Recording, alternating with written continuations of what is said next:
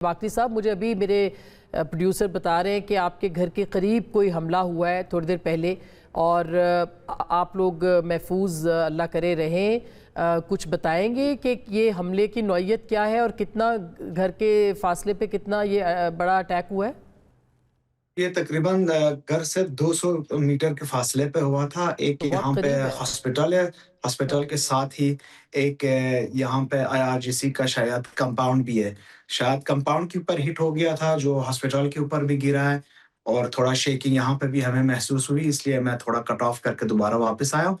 بس گھروں میں ہیں ہم، اور امید یہی کرتے ہیں کہ انشاءاللہ اللہ تعالیٰ سب کو محفوظ رکھیں. لیکن جنگ کی صورتحال ہے، ہم اس کے لیے بالکل تیار ہیں، تو اس میں گھبرانے کی کوئی بات نہیں ہے. جنگ کی صورتحال ہے، 3 راتوں سے ہم سوئے نہیں ہیں، لیکن الحمدللہ فخر کے ساتھ، میں یقین کریں میں فخر محسوس کر رہا ہوں. ایک ایسے جگہ پہ رہ رہا ہوں جہاں لوگ شہادتیں دینے کے لیے بھاری لگاتے ہیں اور تیار ہے. سب کو پتہ ہے کہ اگر میں اس پوزیشن میں بیٹھتا ہوں تو اگلا ٹارگٹ میں ہی ہو سکتا ہوں، لیکن یہ فخر سے یہ کر رہے ہیں. اللہ آپ کو دوسرے اپنی بات، امان آج میں صبح رکھے. سے تقریباً ساڑھے 4 بجے سے تہران کے اوپر 24 جہاں تک ہمیں اطلاع ملی ہے 24 فائٹرز کی مطلب آمد و رفت ہے. ایک وہ بن گئی ہے تہران کا جو فضا ہے. آپ کو پتہ ہے کہ ایرانیوں کے پاس ڈیٹرنس پاور صرف میزائل اور ڈرونز ہے، باقی جو جہازیں آتی ہے یہاں پہ یہ بمبارڈ کر کے واپس چلی جاتی ہے. 24 جہازوں کی ابھی تک ٹریکنگ کی انفارمیشن ہمیں ملی ہے،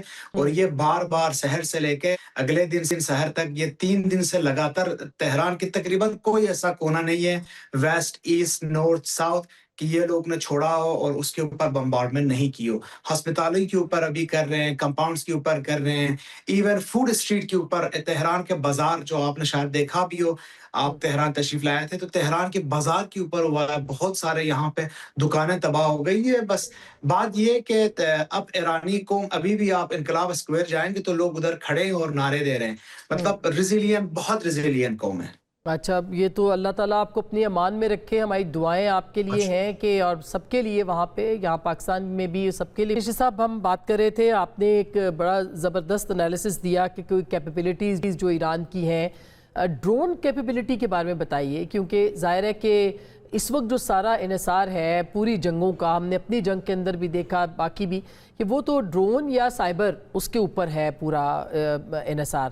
تو اس معاملے کے اندر کتنا لمبا دفاع ہو سکتا ہے؟ جیسے سید محمد علی صاحب نے فرمایا کہ ان کے پاس جتنا بھی سٹاک ہے اگلے 15-20 دنوں تک وہ سٹاک جو ہے وہ کام آئے گا.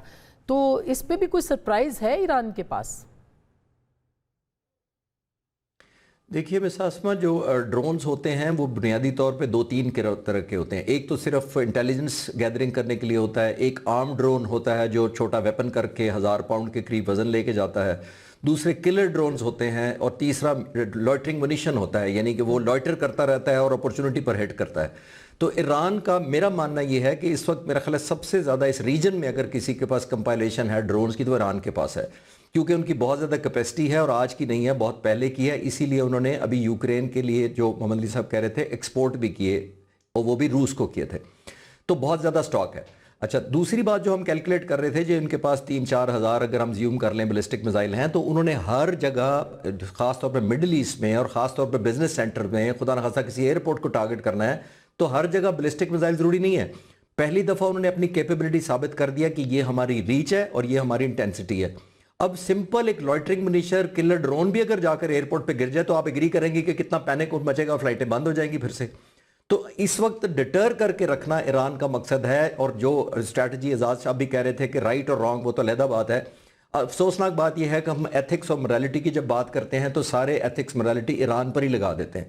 ہم یہ بھول جاتے ہیں کہ آپ آج دیکھ لیں، ہم سب جتنے اس وقت پینلسٹ ہیں انکلوڈنگ آپ کو، میں آپ سے پوچھوں کہ آپ کو اگر میں ایران اور اسرائیل کے بارے میں 2 ملکوں کا چوائس دوں کہ کس کے پاس کنفرمڈ نیوکلیئر ویپن ہے، تو کوئی کنفیوژن تو نہیں ہے کہ ہم اسرائیل کا نام لیں گے. بالکل. ایک بات، دنیا میں این پی ٹی سائن کیا ہوا ہے، اسرائیل نے نہیں کیا، ایران نے کیا ہوا ہے. انٹرنیشنل اٹامک انرجی کمیشن جو ہے اس کی انسپیکشن آج تک اسرائیل نے نہیں کھولی، ایران نے کئی دفعہ کرائی ہے اور نو آبجیکشن چٹ لی ہوئی ہے. تو یہ سارے، ایک وہ ملک جس کے پاس 80 to 100 نیوکلیئر ویپنز کہے جاتے ہیں، وہ ایسے ملک کو تھریٹ کر رہا ہے کہ میں تم پر حملہ کروں گا، کہ تم پر نیوکلیئر ہے. جو کہتا ہے میں نے لے لیے تو کیا ہو گیا. ان کے ڈپٹی فارن منسٹر کا میں نے ایک انٹرویو سنا تھا اینکر ہوسٹ نے پوچھا کہ آپ کے پاس 80 to 100 نیوکلیر ویپنز ہیں, تو آگے سے انہوں نے یہ نہیں کہا کہ ہیں کہ نہیں, انہوں نے کہا سو واٹ.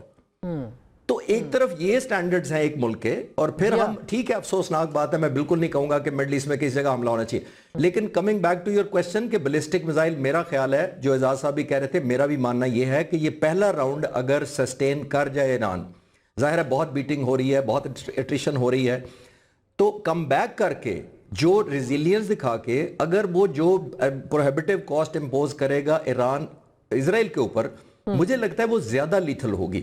ایران کا سب سے زیادہ کنسرن ویپن لینا نہیں تھا, ایران کا سب سے زیادہ کنسرن سروائیویبلٹی تھا ان ویپنز کی, یعنی ان کو کیسے سروائیو کرے.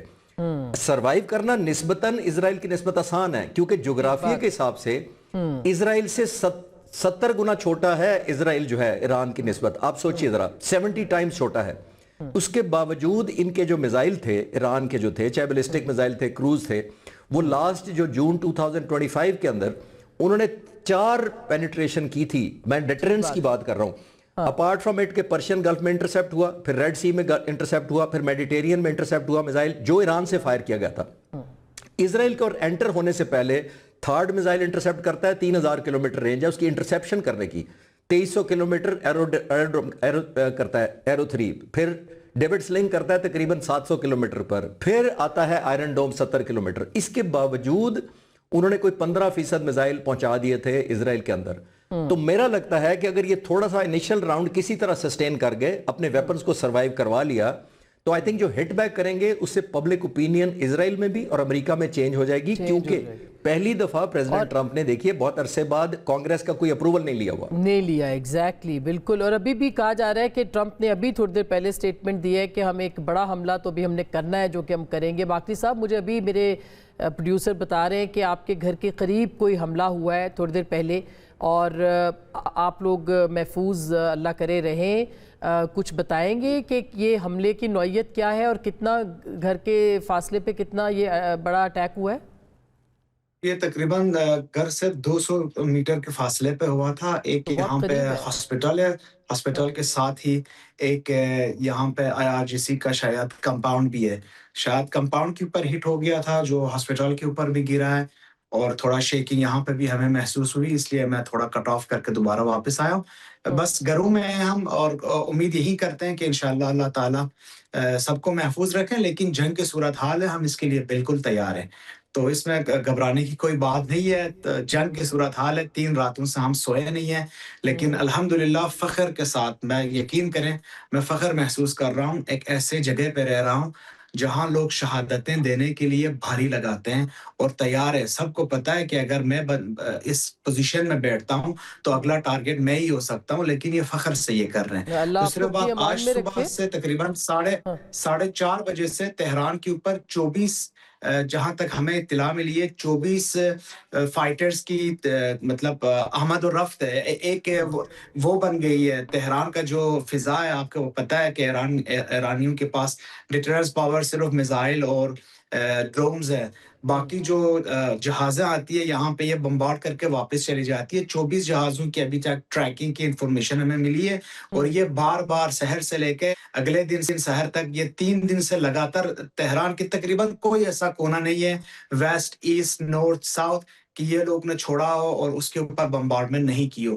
ہسپتالوں کے اوپر ابھی کر رہے ہیں, کمپاؤنڈز کے اوپر کر رہے ہیں, ایون فوڈ اسٹریٹ کے اوپر. تہران کے بازار جو آپ نے شاید دیکھا بھی ہو, آپ تہران تشریف لائے تھے, تو تہران کے بازار کے اوپر ہوا ہے, بہت سارے یہاں پہ دکانیں تباہ ہو گئی ہے. بس بات یہ کہ اب ایرانی قوم, ابھی بھی آپ انقلاب اسکوائر جائیں گے تو لوگ ادھر کھڑے ہیں اور نعرے دے رہے ہیں.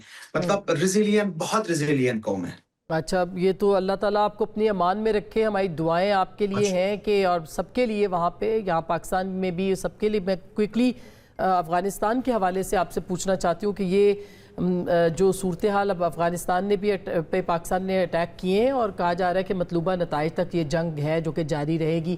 کیا سمجھتے ہیں آپ, پاکستان کو وہاں پہ بھی کوئی اچیومنٹ مل رہی ہے؟ میں سمجھتا ہوں جی, بنیادی طور پہ پاکستان کی جو حکمت عملی ہے افغانستان کی موجودہ جو حکومت ہے اس کے خلاف, وہ یہ ہے کہ چونکہ کابل انتظامیہ نے یہ فیصلہ کیا ہے اور وہ بالکل چیز انہوں نے اپنے طرز عمل سے ثابت کر دی ہے کہ جتنی بھی دہشت گرد تنظیمیں وہاں پہ ہیں ان کو بھرپور انداز میں ایز اے پالیسی وہ ان کی سہولت کاری اور سرپرستی کر رہے ہیں.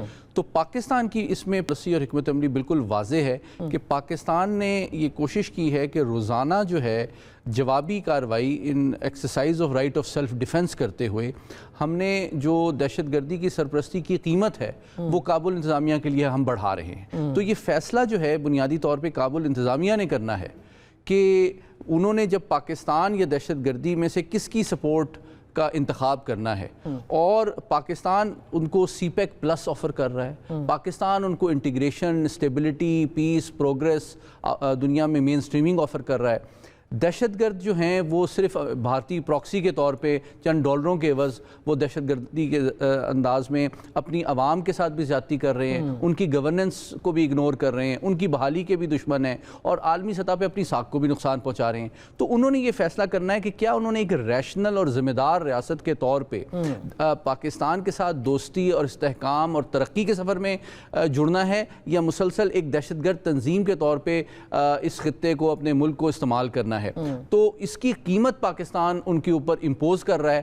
اب انہوں نے فیصلہ کرنا ہے کہ کتنی قیمت وہ ادا کرنے کے لیے دہشت گردی کی پشت پناہی اور سرپرستی کے لیے تیار ہیں. اور اس میں جو ہمارے مطلوبہ لوگ ہیں جیسے بی ایل اے اور بی آر اے اور جتنی بھی تنظیمیں ہیں وہاں پہ ٹی ٹی پی, یہ جب تک ہم سمجھیں اگر تو یہاں پہ بھی ہمیں کامیابی آپ کو لگتا ہے کہ مل سکے گی ان کو حاصل کرنے میں یا ان ٹارگٹس کو, ان اہداف کو حاصل کرنے میں؟ دیکھیں جو اعلیٰ حکام ہیں فوج کے, ان کا یہ کہنا ہے کہ فوج کا اس وقت جو مورال ہے وہ ہائیسٹ ہے اور ہمارے جو نوجوان افسر اور جوان ہیں وہ بہت خوش ہیں کیونکہ وہ تو سمجھ رہے تھے کہ ہم تو اس بڑے پراکسی کے چھوٹے پراکسی کا پیچھا کر رہے تھے 26 سال سے, اپنے بازاروں میں ڈھونڈ رہے تھے. ان کا جو ماسٹر مائنڈ بیٹھا ہوا ہے افغانستان میں, اب وہ خوش ہو رہے ہیں کہ جناب اصل دشمن کو ہم ابھی ٹارگٹ کر رہے ہیں اور ان کو اگر ہم سانپ کے سر کو کچل دیں گے تو پھر اس کی جو اعضاء ہیں وہ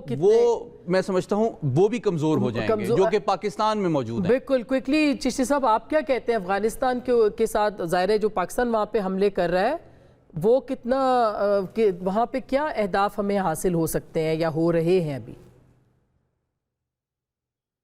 جی میں آپ کو کنفرم کر سکتا ہوں ہو رہے ہیں. میں نے کل ہی ہائی آفیشلز اپنے کوریڈورز میں کنفرم کیا ہے. بہت پن پوائنٹ ہم کر رہے ہیں, ویل کیلکولیٹڈ کر رہے ہیں اور یہ میں آپ کو کنفرم کر سکتا ہوں کہ کوئی سائٹ پہ کولیٹرل یا ڈیمیج نہیں ہے, ایبسولوٹلی کوئی نہیں ہے. یہ صرف پروپیگنڈا ہے, ڈی مورلائزیشن کرنے کے لیے ہے, کیونکہ جو ویپنز ہم یوز کر رہے ہیں وہ according to the target specification, جو انٹینسٹی ہے اور جو اس کی ویلیو ہے اس حساب سے ہم یوز کر رہے ہیں. یہ رینڈم نہیں ہو رہا کہ ہم نی جگ کے اوپر ہم ویپنز یوز کرنا شروع کر دیں, جہاں پہ بھی چلا جائے اس کا امپیکٹ, ایسا نہیں ہو رہا.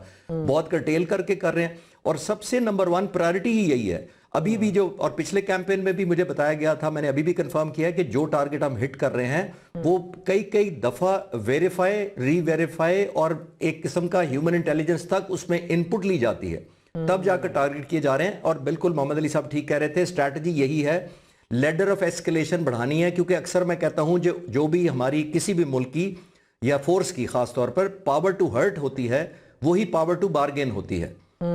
پاور ٹو ہرٹ جتنی ہم اب ایسکیلیٹ کر رہے ہیں جو لاسٹ ٹائم ہم نے اکتوبر میں نہیں کی تھی, ہم نے ترکی اور قطر کے کہنے پر روک لیا تھا.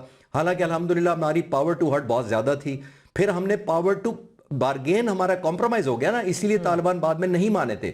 وہ سمجھے کہ یا ہماری کیپیبلٹی نہیں ہے یا ہمارا حوصلہ نہیں ہے.